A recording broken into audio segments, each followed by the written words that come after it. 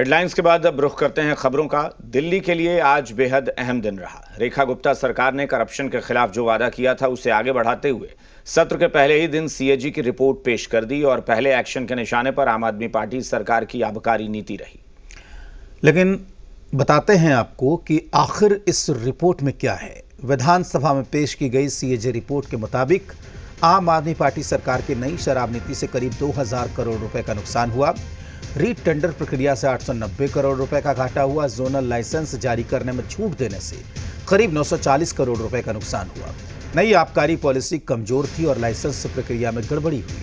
Policy में बदलाव के लिए एक्सपर्ट पैनल के सुझाव को डिप्टी सीएम मनीष सिसोदिया ने नजरअंदाज किया और कुल 14 सीएजी रिपोर्ट में से सबसे पहले आबकारी नीति को लेकर सीएजी की रिपोर्ट पेश की गई, जबकि अभी 13 रिपोर्ट पेश किया जाना बाकी है। दरअसल सत्ता आने के बाद बीजेपी ने ऐलान किया था कि उनकी सरकार पहली विधानसभा सत्र में इस रिपोर्ट को सार्वजनिक करेगी और आखिरकार सीएम रेखा गुप्ता ने विधानसभा में सीएजी की रिपोर्ट पेश कर ही दी। दिल्ली में शराब के विनियम और आपूर्ति पर निष्पादन लेखा परीक्षा प्रतिवेदन वर्ष 2024 का प्रतिवेदन संख्या नंबर 1 की प्रतियां सदन पटल पर प्रस्तुत करती हूँ।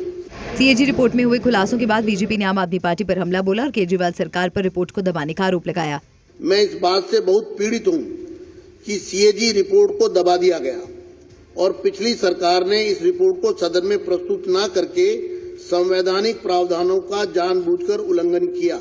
ये मामला 2022 में तब बड़ा राजनीतिक मुद्दा बन गया जब उपराज्यपाल वीके सक्सेना ने सीबीआई जांच की सिफारिश की थी। इसके बाद अरविंद केजरीवाल और मनीष सिसोदिया समेत कई आम आदमी पार्टी नेताओं को इस मामले में गिरफ्तार किया गया था। नियंत्रक एवं महालेखा परीक्षक की 14 रिपोर्ट में से आबकारी नीति पर कैग की रिपोर्ट तो पेश हो गई, अभी 13 रिपोर्ट और आनी है। लेकिन रिपोर्ट पेश होने के बाद आम आदमी पार्टी हमलावर हो गई है। विधानसभा में कैग रिपोर्ट पेश करने के आधार पर यह दावा किया है कि नई नीति पारदर्शी थी और कालाबाजारी रोकने के उपाय थे। इससे दिल्ली में राजस्व बढ़ना चाहिए था। आतिशी ने दावा किया कि यही नीति जब पंजाब में लागू हुई तो वहां एक्साइज राजस्व बढ़ गया। दिल्ली में ये नई नीति लागू नहीं हुई, इसलिए 2000 करोड़ रुपए का घाटा हुआ और इसकी जांच होनी चाहिए कि इसे किसने लागू नहीं होने दिया।